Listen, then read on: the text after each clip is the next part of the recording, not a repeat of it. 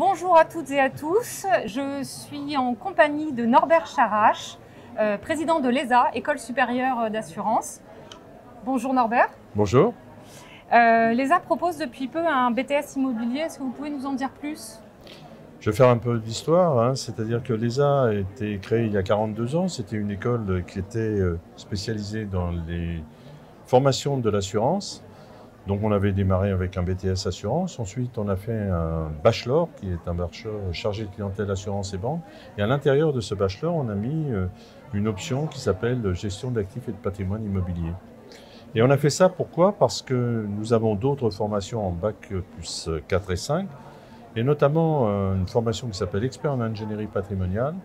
Et pour nous, il était complètement légitime de valider cette version de l'immobilier dans la gestion de patrimoine. Les deux principaux produits de la gestion de patrimoine, vous le savez, c'est l'assurance vie et l'immobilier. Et donc, c'est pour ça qu'on s'est lancé dans cette aventure, en sachant que nous n'avons pas l'intention du tout d'être une école qui sera une école immobilière, mais nous voulons former les meilleurs experts en ingénierie patrimoniale.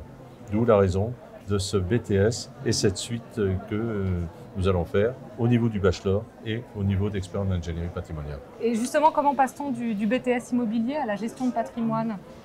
Bien écoutez, dans la vision que l'on a, c'est relativement simple.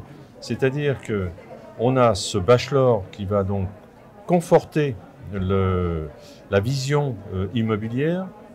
Et en même temps, on va pouvoir appliquer des notions qui sont des notions d'assurance, des notions de financement. Et tout naturellement, on va passer de ce BTS assurance, on va avoir ce bachelor avec cette option gestion d'actifs et de patrimoine immobilier.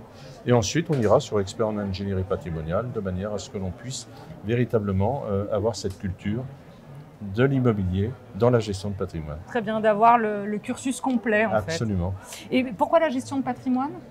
Eh bien écoutez, la gestion de patrimoine, si vous voulez, pour nous, ESA, c'était là encore quelque chose de naturel. C'est-à-dire qu'on était dans une approche qui était celle de l'assurance, et l'assurance vie, c'est un des piliers de la gestion de patrimoine, avec bien entendu l'immobilier dont on vient de parler. Et donc, dans cette partie-là, on s'est retrouvé donc avec l'opportunité de créer ce diplôme expert en ingénierie patrimoniale. Et puis, ça nous permettait de nous différencier, de différencier les étudiants. Il y a deux manières de faire de la gestion de patrimoine. Soit on fait de la vente de produits de bancaires et de produits d'assurance, ou de produits de gestion de patrimoine. Soit on fait de l'écoute patrimoniale, avec un bilan patrimonial et un véritable projet patrimonial.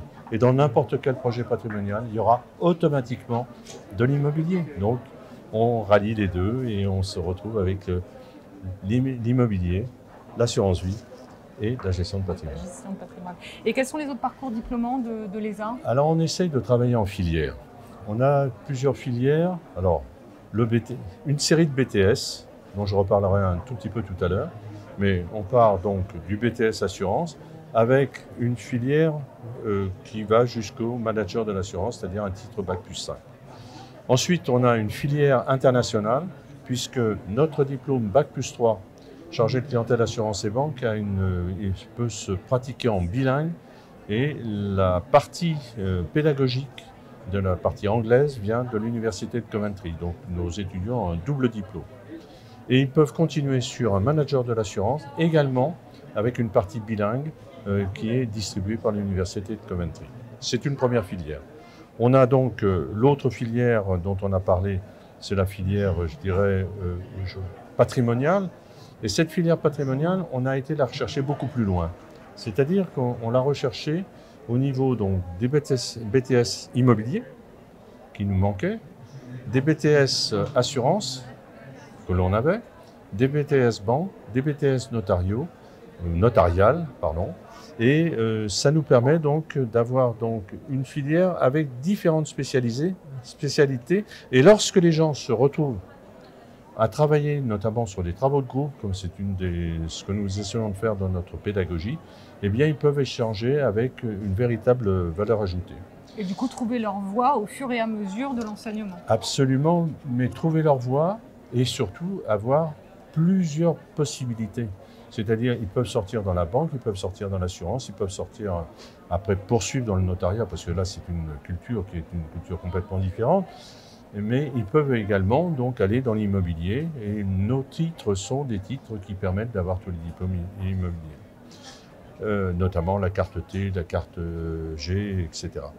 Et dernier point, à côté de ces formations, on fait également des certifications, c'est-à-dire que notamment sur la gestion de patrimoine, ils sont certifiés AMF, ça veut dire Autorité des marchés financiers, ils sont certifiés IOBSP, c'est-à-dire intermédiaire en opérations de banque et de services de paiement. Ils ont la certification, bien sûr, à l'habilitation assurance. Ils sont également FPA, puisque en gestion de patrimoine, nous avons adhéré à ce mouvement international, l'EFPA, et ils peuvent être également IBIS, parce que l'EFPA, on l'a pour la partie patrimoniale, et sur le chargé de clientèle assurance et banque, ils seront IBIS s'ils ont 800 points au TOEIC. Très bien. Merci Norbert pour toutes ces précisions. Je vous remercie beaucoup. Je rappellerai simplement en conclusion que tous les titres dont je vous ai parlé sont la propriété de l'ESA. Très bien. Merci à vous de nous avoir suivis et à bientôt.